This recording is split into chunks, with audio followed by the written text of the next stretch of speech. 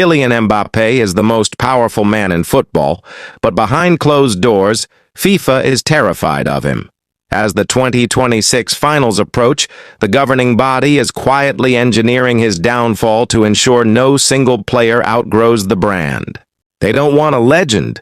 They want a product they can control.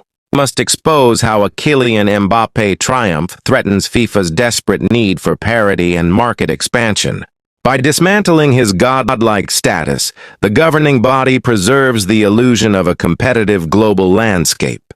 We are peeling back the corporate curtain on this engineered downfall to protect institutional control over football's narrative. To truly understand why an institution as massive and politically entrenched as FIFA would wish for Mbappe's sporting ruin, you have to look at his terrifying trajectory. At just 27 years old, he enters the 2026 finals as a three-time tournament finalist.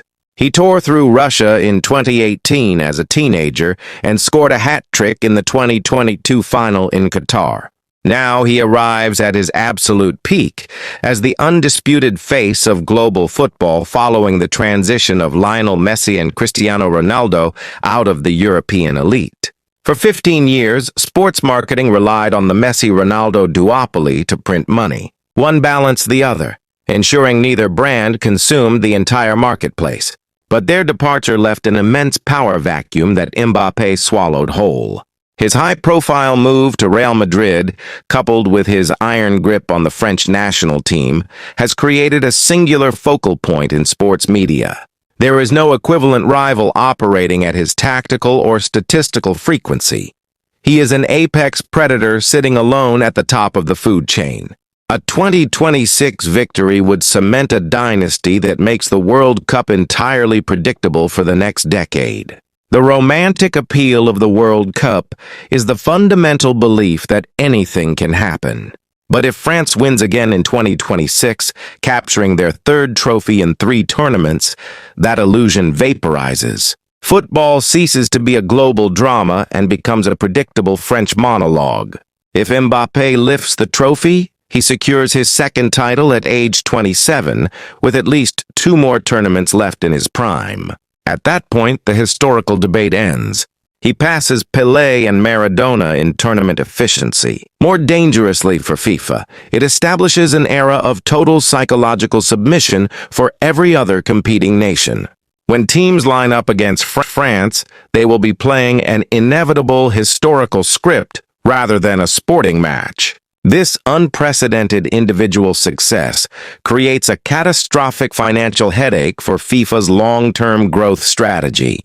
FIFA's business model is predicated on the aggressive acquisition of new consumer markets. They need exponential growth in territories where football is not the dominant cultural force. But if the sport is monopolized by a single European powerhouse, casual fans in developing markets stop tuning in. Broadcast rights and sponsorships suffer if the tournament is merely a runway for a single French athlete to collect silverware. To fully grasp the corporate panic, look at the structural blueprint of the 2026 tournament itself. This is the dawn of the expansion era. FIFA has radically overhauled the traditional 32-team grid, ballooning it into a massive 48-team operation across the United States, Mexico, and Canada. This expansion was a calculated corporate play for market penetration. FIFA has invested astronomical amounts of capital into embedding itself deep within North American, Asian, and African corporate sectors. Each additional spot of new consumer eyes. But Kylian Mbappe represents a fatal flaw in this strategy.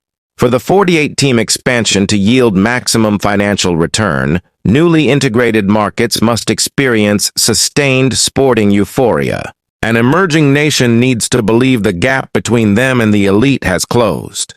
When a host like the United States banks on a narrative of parity, they need to broadcast the message that underdogs can slay giants.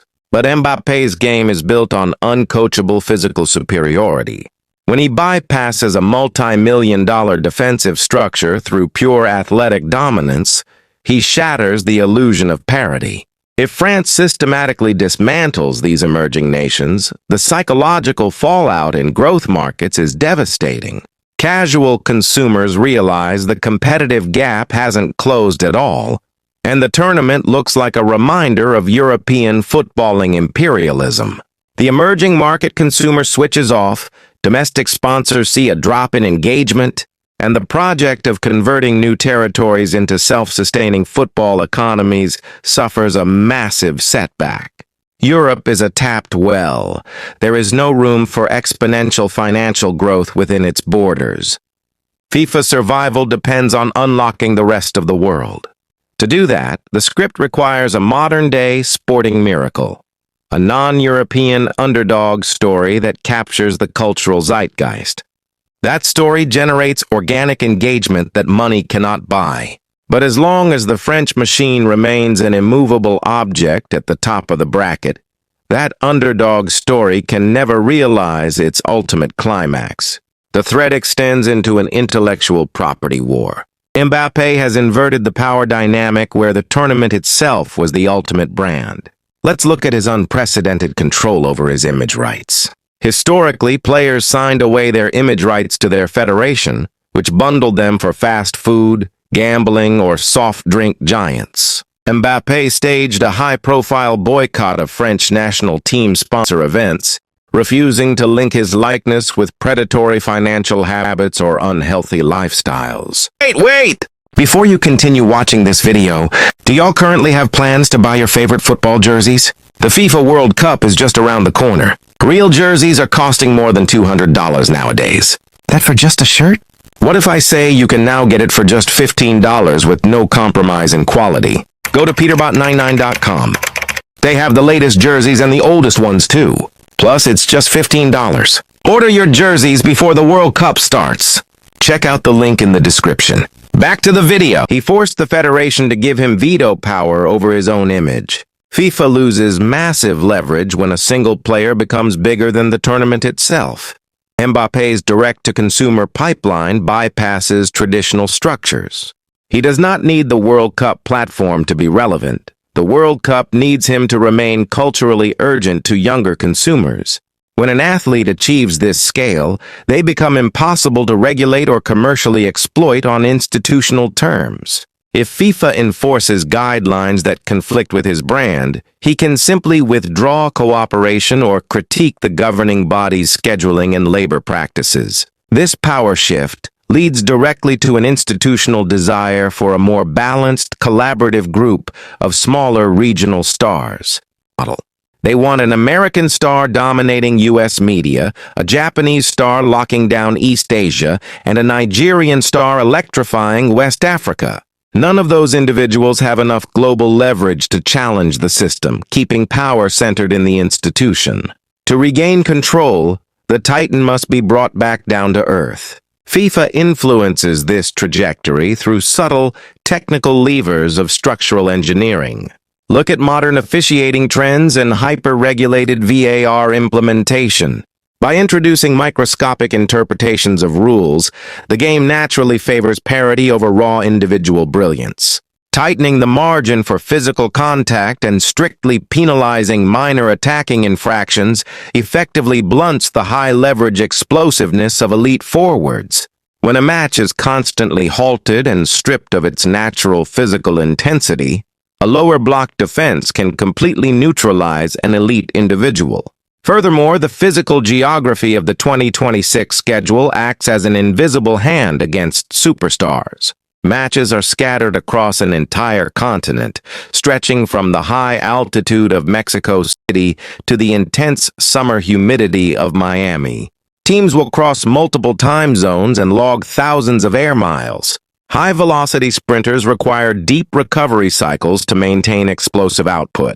The constant disruption of circadian rhythms accelerates muscular fatigue. This structure inherently favors deep squad rotation over a reliance on a singular, irreplaceable superstar. FIFA's marketing arms are already broadcasting a distinct parody narrative across global social media channels. The era of celebrating the lone savior is quietly being phased out in corporate copy, replaced by themes of collective unity and the rise of the unexpected.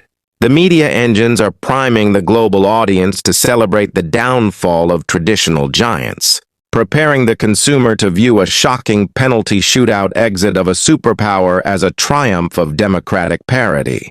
The eventual tactical neutralization of Kylian Mbappe is the catalyst required to unlock the next multi-billion-dollar monetization cycle. The moment France is eliminated, the global media matrix experiences an instant reset, creating a desperate scramble for a new protagonist.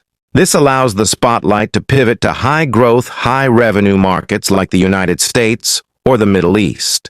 A fresh star from a rising market instantly unlocks hundreds of millions of dollars in new marketing budgets, merchandise sales, and media subscribers. Leagues that experience sustainable financial growth maintain a high degree of competitive unpredictability. An extended Mbappe era risks turning the World Cup into a repetitive showcase that fatigues neutral viewers. A diverse winner's circle keeps every geographic region permanently hooked on the product, waiting for their own moment of validation. For football to thrive as a modern global business, its greatest current player must eventually be sacrificed for the sake of the script. The individual will always be secondary to the health of the marketplace. Kylian Mbappe has become a monopoly asset in an entertainment industry that requires competitive tension to survive. To protect the integrity of their 48-team expansion project, the king must eventually fall. The script for 2026 has already been written in the boardroom, and it demands a new world order. I made a lot of effort, so please do subscribe to support me.